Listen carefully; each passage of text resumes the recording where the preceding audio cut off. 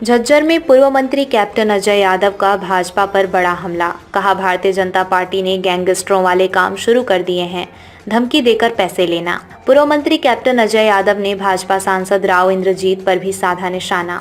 झज्जर में OBC cell के party कार्यकर्ताओं की बैठक लेने पहुंचे थे कांग्रेस नेता व पूर्व मंत्री कैप्टन अजय यादव। झज्जर शहर के श्री कृष्ण धर्मशाला में लोकसभा चुनाव को लेकर हरियाणा कांग्रेस पार्टी के ओबीसी सेल के जिला अध्यक्षों की बैठक लेने पहुंचे पूर्व मंत्री व कांग्रेस ओबीसी सेल के राष्ट्रीय अध्यक्ष कैप्टन अजय यादव।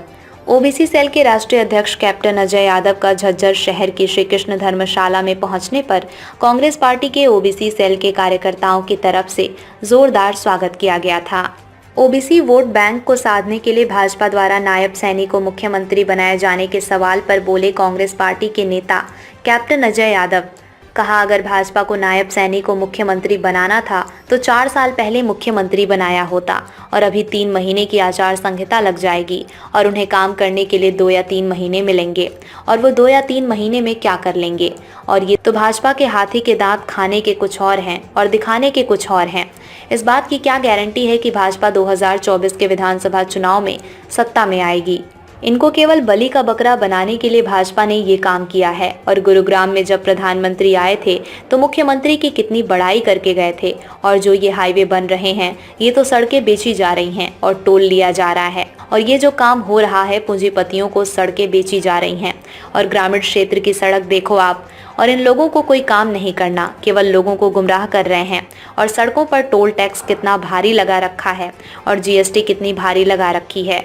और ये सब जनता को समझना पड़ेगा। देश के लिए ये कितना खतरनाक दौर चल रहा है और जिस तरीके से धन बल का और ईडी और सीबीआई का जिस तरीके से दुरुपयोग किया जा रहा है, ये देश के लिए और लोकतंत्र के लिए बहुत बड़ा खतरा है। राव इंद्रजीत के दक्षिणी हरियाणा की अनदेखी के बयान को लेकर भी बोले कैप्टन अजय यादव। कहा, अब चुनाव आ गए हैं, इसलिए उनको दक्षिणी हरियाणा की याद आई है और दक्षिणी हरियाणा के साथ रोहतक और झज्जर मिला दें तो भाजपा के करीब 25 विधायक बनते हैं जो सत्ता का सुख भोग रहे हैं।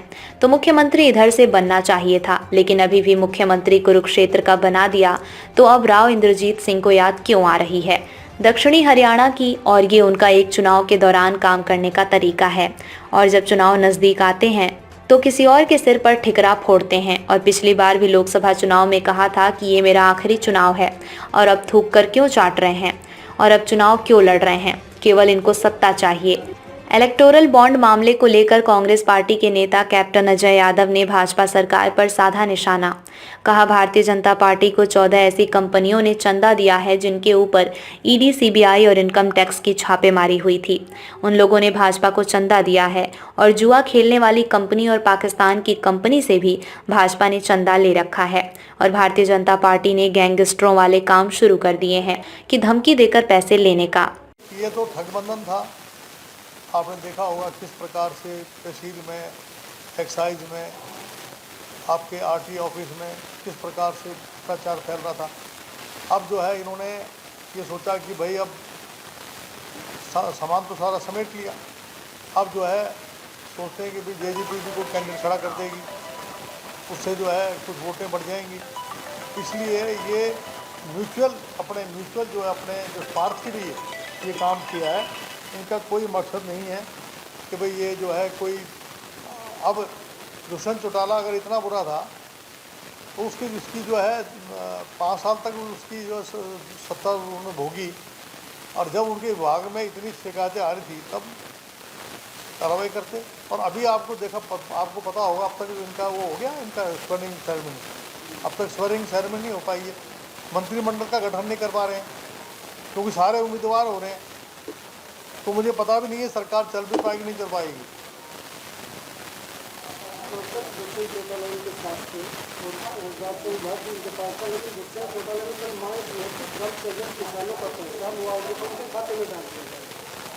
नहीं, जब सत्ता में थे ना तब करवाना चाहिए था ना।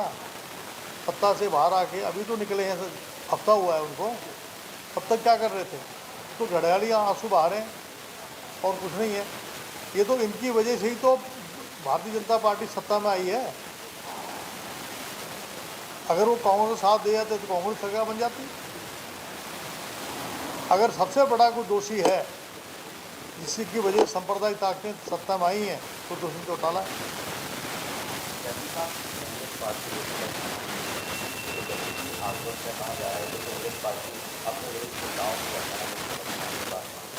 अच्छी बात है, जिसको पार्टी टिकट देगी ज़्यादा से ज़्यादा नेता लड़ने चाहिए।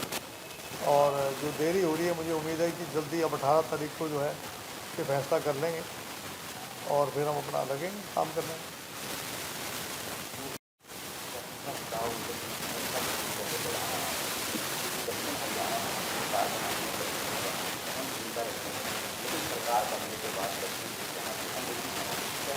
अब चुनाव आ गए ना फिर से। अब दक्षिणी हरियाणा के 20 MLA जो हैं तो दक्षिणी हरियाणा से हैं।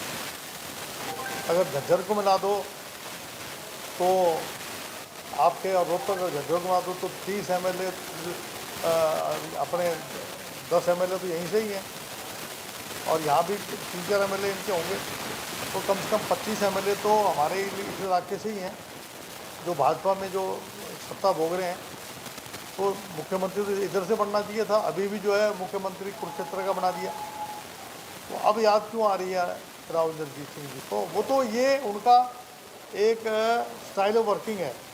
जब चुनाव नज़दीक आते हैं तो फिर ठीकरा फोड़ना चाहते हैं किसी और के ऊपर, ताकि सत्ता, पिछली बार भी कहा था मेरा आखिरी इलेक्शन है, अब थूक के क्यों चाट रहे हैं, अब चुनाव क्यों लड़ रहे हैं? केवल इनको सत्ता चाहिए ना। एम्स जो है उसका पत्थर रख दिया।